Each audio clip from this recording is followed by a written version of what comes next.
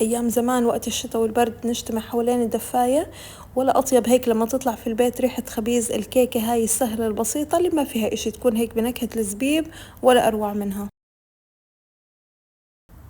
الطحين والبيكنج باودر والبيكنج صودا كله بالأكواب الملاعق المعيارية، خلطهم وتركتهم على جنب. هلا البيض عندي بخفق البيض مع السكر والفانيلا لحتى يتضاعف حجمه ويصير لونه فاتح بهذا الشكل.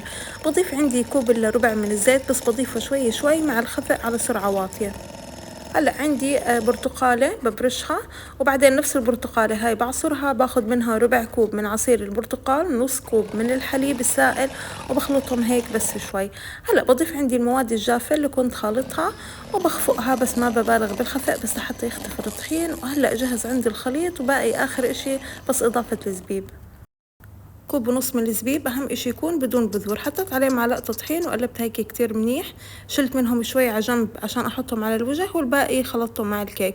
قلبته هيك كتير منيح، وهلأ رح أصبه بالقالب اللي بدي أخبز فيه، بخيته ببخاخ الخبز، وبحط باقي الزبيب هيك بوزعه على الوجه، ودخلته على درجة حرارة 180. أخذ معي 40 دقيقة وهيك صار جاهز. ما شاء الله ريحته بتشهي، طعمه أكيد كتير طيب. قطعته وأكلناه، بس أهم إشي هذا الكيك تقطعوه لما يبرد تماما. أنا قطعته هو سخن، فأنتوا استنوا عليه لما يبرد.